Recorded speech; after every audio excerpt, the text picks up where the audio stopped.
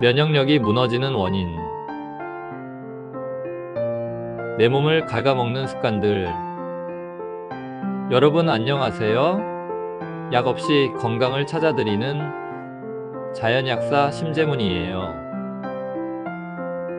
요즘 따라 몸이 자주 피곤하고 감기나 잔병 치레가 자꾸 반복된다고 느끼세요? 아무리 잠을 자도 개운하지 않고 아침에 일어나기 힘들고 입맛도 없는 날이 많다면 그건 단순한 컨디션 저하가 아닐 수 있어요. 오늘 제가 전해드릴 이 이야기 속에 여러분이 겪고 있는 모든 증상의 원인이 숨어 있을지 몰라요. 바로 면역력 이야기예요. 면역력은 단순히 감기 안 걸리는 정도가 아니에요. 우리 몸 전체의 생명 유지 시스템이자 외부의 적과 싸우는 든든한 방패예요. 바이러스, 세균, 염증, 심지어 암세포까지도 물리치는 우리 몸속 최강의 방어군, 그것이 면역력이에요. 하지만 이 면역력도 우리가 어떤 습관을 가지고 사느냐에 따라 얼마든지 약해질 수 있어요. 매일 반복되는 일상 속 무심코 하는 행동 하나가 결국 몸속 방어막을 무너뜨리는 주범이 될 수 있는 거예요.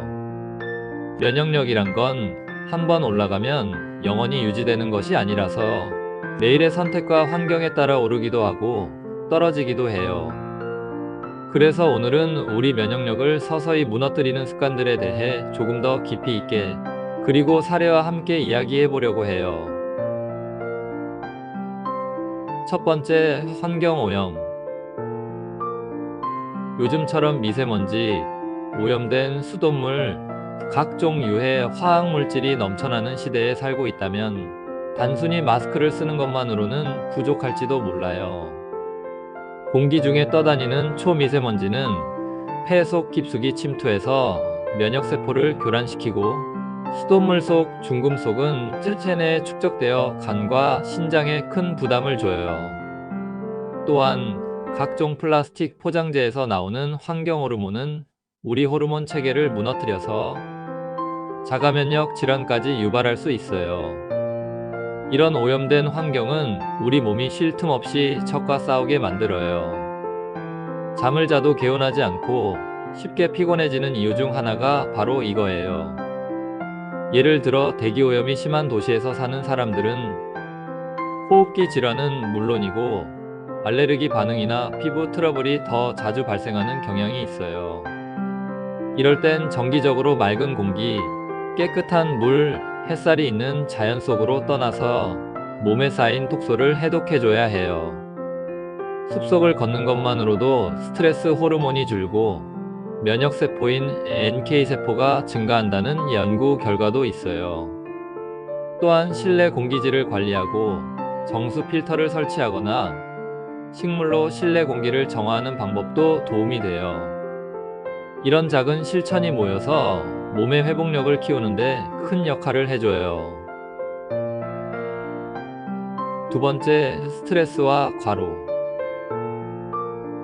스트레스를 많이 받으면 속이 쓰리거나 머리가 아프거나 잠이 안 오지요? 이건 단순한 감정 문제가 아니라 면역 시스템이 실제로 흔들리고 있다는 증거예요. 지속적인 스트레스는 뇌의 시상하부에서 뇌하수체로 신호를 보내고요. 뇌하수체는 결국 부신을 자극해서 코르티솔이라는 스트레스 호르몬을 과다 분비하게 만들어요. 이 호르몬이 많아지면 면역세포의 활동이 억제돼요. 사실 우리 몸은 스트레스를 단기적으로는 잘 견디지만 장기적으로 지속되면 문제가 생겨요. 과도한 스트레스는 뇌의 기능 저하뿐만 아니라 장기능에도 영향을 주고 자율신경계의 균형도 깨트리게 돼요. 과로도 만만치 않은 문제예요. 사람의 몸은 낮에는 교감신경이 활발하게 작동하고 밤에는 부교감신경이 우세해져야 해요. 그런데 밤새 일하거나 수면 부족이 반복되면 이 리듬이 무너지고 면역 시스템도 함께 무너지게 돼요. 직장인들 중에는 주말에 몰아서 자는 분들도 많은데요. 이건 오히려 몸의 리듬을 더 혼란스럽게 만들 수 있어요. 수면도 일정한 시간에 자고 일어나는 것이 중요해요. 지속적인 과로와 스트레스는 결국 몸을 만성 염증 상태로 만들고 암세포까지 통제하지 못하게 만들 수 있어요. 마음의 평온과 충분한 휴식이 면역력 회복에 얼마나 중요한지 다시 한번 느껴보셨으면 해요. 세 번째, 잘못된 식습관. 우리가 매일 먹는 음식은 단순한 연료가 아니라 면역세포의 재료예요. 식탁이 곧 면역력의 시작점이라는 뜻이에요. 단백질이 부족하면 면역세포를 만들어내는데 필요한 아미노산이 부족해져요. 특히 흉선, 림프절 같은 면역기관이 위축되면서 면역력이 약해져요. 육류보다는 식물성 단백질을 섭취하는 것이 중요해요. 비타민 A, C, D, 셀레늄, 아연 같은 미량 영양소는 면역 기능을 조절하는 데 꼭 필요해요. 가공식품 위주의 식사를 하다 보면 이런 영양소가 쉽게 부족해지기 쉬워요. 또 설탕, 트랜스지방, 인스턴트 식품은 장내 유익균을 줄이고 염증을 일으켜서 면역력을 떨어뜨려요. 반면에 발효식품, 채소, 통곡물, 견과류 등은 장내 환경을 개선하고 면역력을 높여줘요. 특히 장은 면역세포의 70% 이상이 모여있는 곳이에요. 장을 건강하게 유지하는 것이 면역력의 핵심이라는 사실 꼭 기억해 주세요. 또한 물도 중요해요. 하루 1.5리터 이상의 물을 마시면 노폐물 배출과 혈액순환에 도움이 돼요. 장 기능이 좋아지면서 면역력도 자연스럽게 회복될 수 있어요. 맹물보다는 미네랄이 풍부한 죽염이나 석염을 탄 물을 드세요. 네 번째, 차가운 생활 환경. 우리 몸은 체온이 1도만 떨어져도 면역세포의 활동이 뚝 떨어져요. 백혈구의 식균 장용도 크게 줄어들고 염증 반응도 느려질 수 있어요. 그런데 여름철 에어컨, 겨울철 냉기, 찬 음식 섭취 같은 것들이 체온을 낮추는 대표적인 요인이에요. 특히 장이 차가워지면 소화 기능이 떨어지고 장내 면역세포 활동도 둔해져요. 손발이 차고 배가 자주 시린 분들은 반신욕이나 따뜻한 차, 온찜질 등으로 꾸준히 체온을 높여주는 습관이 필요해요. 체온이 안정되면 면역력도 빠르게 회복될 수 있어요. 또한 겨울철에는 실내 습도도 함께 조절해줘야 해요. 건조한 공기는 점막을 약하게 만들어 외부 병원체가 쉽게 침입할 수 있게 하거든요. 몸을 따뜻하게 하고 충분히 보습해주는 것만으로도 우리 몸의 면역 방어력이 높아질 수 있다는 점 꼭 기억해주세요. 다섯 번째, 항생제 남용. 감기만 걸려도 항생제를 복용하는 분들 많으시죠? 하지만 항생제는 나쁜 균만 죽이는 게 아니라 좋은 균도 함께 없애버려요. 장내 유익균이 줄어들면 면역의 1차 방어선이 무너지고 염증성 질환에 쉽게 노출돼요. 더 큰 문제는 항생제 내성이에요. 항생제를 자주 쓰면 세균들이 변형되고 더 강력한 병원균으로 진화하게 돼요.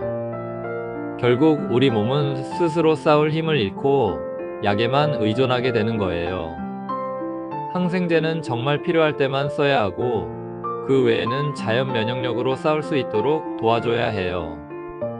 더불어 아이들의 경우 너무 일찍부터 항생제에 노출되면 면역 시스템이 자연스럽게 성장할 기회를 잃게 돼요. 되도록이면 흙을 만지고 자연을 경험하면서 몸이 스스로 강해질 수 있도록 도와주는 게 중요해요.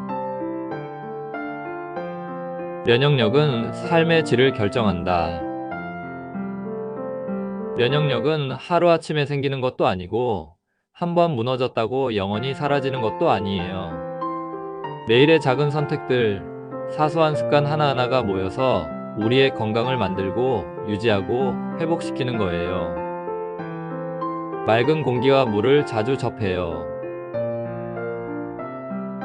스트레스를 줄이고 충분한 수면을 취해요.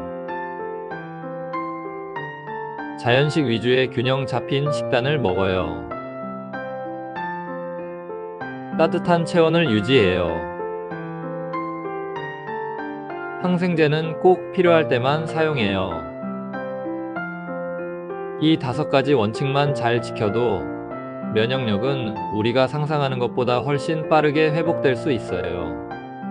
몸이 건강해지면 생각도 밝아지고 감정도 안정되고 삶이 훨씬 풍요로워지고요.